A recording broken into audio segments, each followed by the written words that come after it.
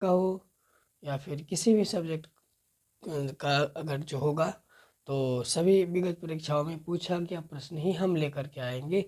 और एक दूसरे के साथ शेयर भी कीजिएगा। अगर हमारे चैनल को सब्सक्राइब नहीं किए हैं तो उनको कर लीजिएगा और दोस्तों के बीच में इसमें शेयर कीजिएगा, लाइक भी कीजिएगा। तो पुष्यमित्र शुंग के द्वारा जो अश्वमेध यज्ञ करवाया गया था, ये जानकारी जो है महाभाष्य ग्रंथों में मिलता है ना। और इसकी एक अभिलेख है, अयोध्या अभिलेख। उस अभिलेख में भी पुष्यमित्र शुंग के द्वारा जो अश्वमेध यज्ञ करवाया गया था वाकई में सही में करवाया गया था, इसकी जानकारी जो है अयोध्या अभिलेख में मिलता है। ये दोनों ही क्वेश्चन पूछा गया है। ऐतरेय ब्राह्मण जो है इसका उल्लेख ऋग्वेद में मिलता है। ऐतरेय ब्राह्मण का जो उल्लेख है ये ऋग्वेद में मिलता है। हिस्टोरिका ग्रंथ का जो लेखक है, ये हिस्टोरिका ग्रंथ के जो लेखक है, हिस्टोरिका पुस्तक के जो लेखक है ये है हेरोडोटस। इसी को हेरोडोटस को ही कहते हैं इतिहास का पिता। ठीक है, हेरोडोटस को ही कहते हैं इतिहास का पिता। उत्तर रामचरितम के जो लेखक है भवभूति हैं। उत्तर रामचरितम के लेखक भवभूति। किताबुल हिंद के लेखक अलबरूनी ने है। और किताबुल जो अलबरूनी है ये आया था किसके साथ में, ये मोहम्मद गजनवी के साथ में आया था। मोहम्मद गजनी के साथ में अलबरूनी आया था और इन्होंने ही किताबुल हिंद नामक पुस्तक की रचना की थी। खमेर का जो राजा था उनका मित्र हमारे भारत के राजा थे राजेंद्र प्रथम। ये राजा था, खमेर राजा के मित्र था। सल्तनत काल में एक सिंचाई मतलब कि सिंचाई वाला जो टैक्स जो होता है वो टैक्स लगता था और उस टैक्स को कहते हैं सब्र। सब्र या हक ए सब्र, इसी को कहते हैं सिंचाई कर सल्तनत काल में। ठीक है, अब देखिए सल्तनत काल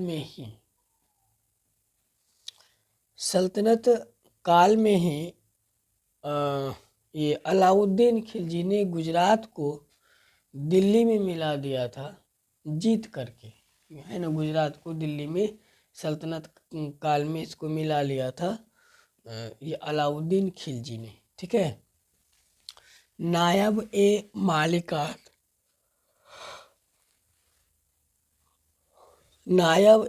ममलिकात होता है, लेकिन यहाँ पर बुक में गलत लिख दिया था। नायब ए ममलिकात विभाग जो है ये मजउद्दीन बहराम शाह ने इसको स्थापित किया था। नायब ए ममलिकात जो है ये बाद में विभाग बनाया गया था और ये सुरक्षा की दृष्टि से, ये प्रशासन की सुरक्षा की दृष्टि से ये विभाग बनाया गया था। नायब ए ममलिकात मजउद्दीन बहराम शाह के द्वारा। मुगल काल में PWD लोक निर्माण विभाग, है ना। पब्लिक वर्क डिपार्टमेंट, P से हो जाएगा पब्लिक, W से हो जाएगा वर्क और D से हो जाएगा डिपार्टमेंट। लोक निर्माण विभाग जो है इसको कहते थे शोहरत ए आम। शोहरत ए आम को कहते थे। मुगल काल में लोक निर्माण विभाग को शोहरत ए आम कहा जाता है। ठीक है, अगला है मुर्शिदाबाद से मुंगेर का जो मुंगेर राजधानी जो किया, इससे किसने किया, मीर कासिम ने, जो कि बंगाल का नवाब था और उन्होंने ही बंगाल का राजधानी मुर्शिदाबाद से मुंगेर कर दिया। बिहार के भागलपुर जिले के बगल में है मुंगेर जिला, वहीं पर बंदूक फैक्ट्री का भी निर्माण किया था मीर कासिम ने ही अंग्रेजों से लड़ने के लिए। अगला है गिरनार सुदर्शन झील।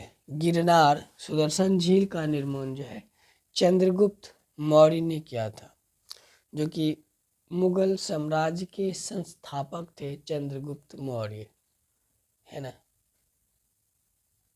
ये सॉरी मुगल वंश के संस्थापक।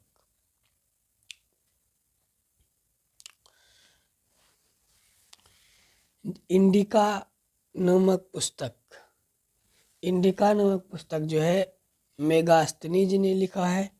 और इसमें जो है मौर्य ये हम बता दिए मुगल साम्राज्य तो वो गलत है, वो होगा मौर्य साम्राज्य के संस्थापक जो है चंद्रगुप्त मौर्य को कहते हैं, ठीक है। तो मुगल साम्राज्य का तो हो जाएगा बाबर हो जाएगा, ठीक, अच्छी बात है, कोई बात नहीं है। इंडिका नामक पुस्तक के जो लेखक हैं ये है मेगास्थनीज। और इसी पुस्तक में मौर्य समाज को 9 भागों में विभाजित किया गया है, ठीक है। मौर्य समाज को 9 भागों में विभाजित किया गया। अगला है ऋग्वेद में भगवान इंद्र का सबसे ज़्यादा छंद मिलता है, ठीक है। तो ऋग्वेद में किस देवता का सबसे अधिक छंद है? तो इंद्र का सबसे ज़्यादा है, भगवान इंद्र। भगवान इंद्र का सबसे ज़्यादा छंद है ऋग्वेद में। अगला है कनिष्क की राजधानी कहाँ है? तो कनिष्क का जो राजधानी हो जाएगा ये पेशावर हो जाएगा, और पेशावर को कहते हैं पुरुषपुर, ठीक है। और ये कनिष्क के शासन काल में चौथी बौद्ध संगीति हुआ था, और चौथा बौद्ध संगीति जो हुआ था ये हुआ था कश्मीर में, ठीक है। और ये कुंडलवन कश्मीर में चौथा बौद्ध संगीति हुआ था, ये कनिष्क के शासन काल में ही।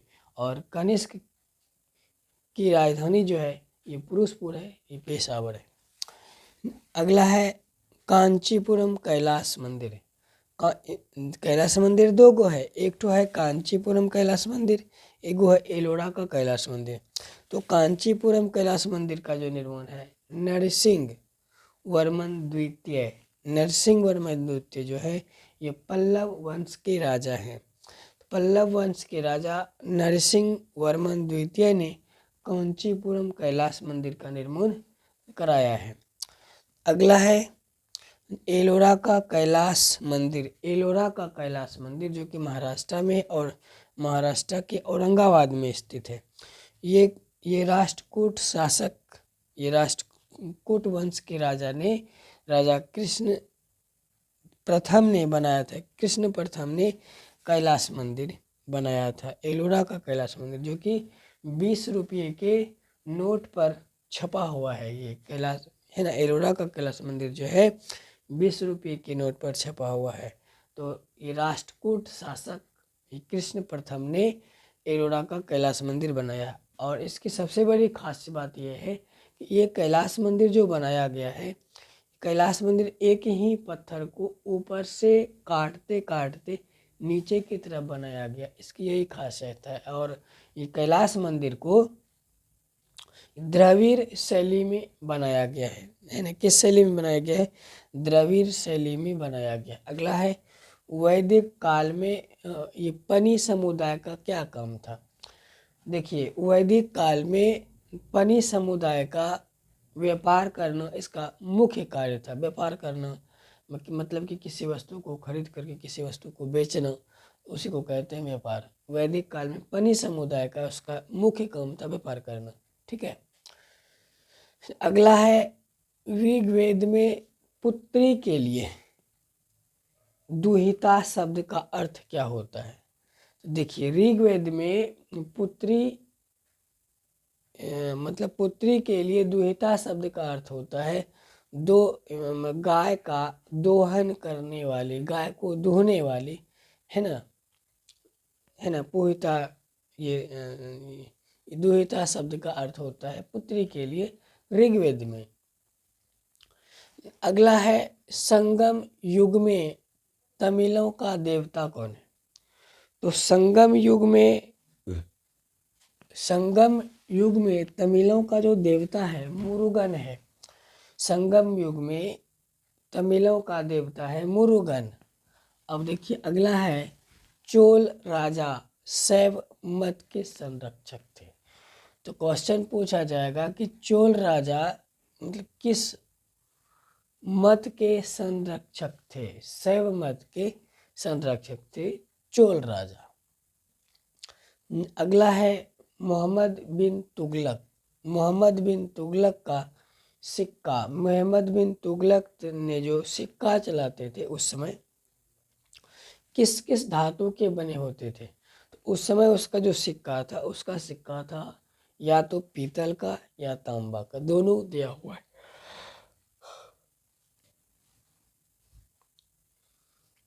अगला है गुजरात को जीत करके दिल्ली सल्तनत में मिलाने वाला कौन सा रसगुल्ला था? तो ये सबसे बड़ा ये रसगुल्ला जो हो जाएगा ये हो जाएगा ये अलाउद्दीन खिलजी हो जाएगा। तो ये सबसे बड़ा है ना, जो गुजरात को जीत करके दिल्ली सल्तनत में मिलाने वाला जो जो ये जो ये मतलब रसगुल्ला जो हो जाएगा ये अलाउद्दीन खिलजी हो जाएगा। तो अगला है कव्वाली शैली। कव्वाली कव्वाली जिसको बोलते हैं कव्वाली। तो कव्वाली शैली का जन्मदाता कहते हैं अमीर खुसरो को, है ना। किसको कहते हैं? अमीर खुसरो को कहते हैं कव्वाली शैली का जन्मदाता। अगला है कबीर की समाधि कहाँ पर है? कबीर का जो समाधि है ये मगहर में है। मगहर उत्तर प्रदेश में है अक्सर। तो कबीर का जो समाधि है ये मगहर में है।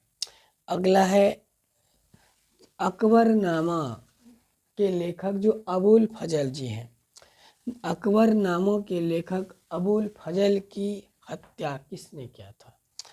अकबरनामा के लेखक अबुल फजल की हत्या जो है वीर सिंह देव बुंदेला, वीर सिंह देव बुंदेला, ठीक है, वीर सिंह देव बुंदेला ने अबुल फजल की हत्या कर दी थी। और अबुल फजल जो है ये अकबरनामा के लेखक हैं। अगला है बौमी शहजादे खुसरो का आश्रय देने के कारण जो है सिख गुरु अर्जुन देव को फांसी पर लटका दिया था। किसने किसने लटका दिया था? तो औरंगजेब ने, ठीक है। औरंगजेब ने सबसे ज़्यादा खतरनाक रसगुल्ला था औरंगजेब, और उन्होंने ही सिख गुरु अर्जुन देव को फांसी पर लटका दिया था। मृत्यु दंड मतलब कि चीर दिया था, तख्ते में बांध करके उसको चीर दिया था गुरु अर्जुन देव को। किसने? रसगुल्ले औरंगजेब ने, ठीक है। शहजादे मतलब खुसरो को बचाने के चक्कर में इनको मौत है ना मतलब कि मौत का घाट उतार दिया गया था गुरु अर्जुन देव को। अगला है पांड्यों का उल्लेख पहली बार किसने किया है? पांड्यों का उल्लेख जो है, पांड्यों का जो उल्लेख है पहली बार मार्को पोलो ने किया था, ठीक है। मार्को पोलो ने किया था पांड्यों का सबसे पहला उल्लेख। अगला है व्यास नदी का प्राचीन नाम। देखिए व्यास नदी का जो प्राचीन नाम हो जाएगा विपाशा हो जाएगा, विपाशा हो जाएगा प्राचीन नाम किसका? व्यास नदी का। अब देखिए याद करने का जो थोड़ा सा भी ट्रिक है, व्यास नदी का प्राचीन नाम है विपाशा। व्यास में भी आगे में वो है, आधे वो है तो भी ठीक है, पूरा वो है। देखिए तो इसमें भी यहाँ पर आधा वो है, इसमें पूरा वो है, लेकिन वो तो है ना आगे में, इसमें भी वो आगे में है, इसमें भी वो आगे में है। इसका मतलब हो जाएगा व्यास नदी का जो प्राचीन नाम हो जाएगा वो हो जाएगा विपाशा। अगला है चेनाब। चेनाब नदी का हो जाएगा, इसमें टिक नहीं बनता है, आस्कनी। आस्कनी मतलब चेनाब। चेनाब नदी का जो जो प्रोनाउन हो जाएगा आस्कनी हो जाएगा। रावी नदी का हो जाएगा पुरुषनी नदी ना, है ना। रावी नदी का प्राचीन नाम पुरुषनी नदी हो जाएगा। सतलज नदी का हो जाएगा सतुद्री। सतुद्री मतलब आगे में भी स्व है, इसमें भी आगे में स्व है, तो दोनों में आगे में स्व स्व लगा हुआ है, इसका मतलब हो जाएगा सतलज नदी का जो प्राचीन नाम हो जाएगा सतुद्री हो जाएगा। ठीक है। अगला है गंडक। गंडक नदी का जो प्राचीन नाम हो जाएगा सदा नीरा हो जाएगा। कब क्या हो जाएगा? सदा नीरा। जीतम नदी का नाम होगा विष्टा। विष्टा जो होगा जीतम नदी का नाम होगा प्राचीन नाम। घाघरा नदी का हो जाएगा प्राचीन नाम दृशदती। दृशदती जो हो जाएगा ये घाघरा नदी का प्राचीन नाम हो जाएगा। तो अगर वीडियो अच्छा लगेगा तो शेयर कीजिएगा, लाइक कीजिएगा, दोस्तों के साथ मतलब शेयर कीजिएगा। और अब बहुत अच्छे की बात है, तो अगर किसी को, अगर कोई भी भाई बहन जो भी हो, तो अगर चैनल को सब्सक्राइब नहीं किए हैं तो चैनल को सब्सक्राइब कीजिएगा। ठीक है। अब जय हिंद जय भारत।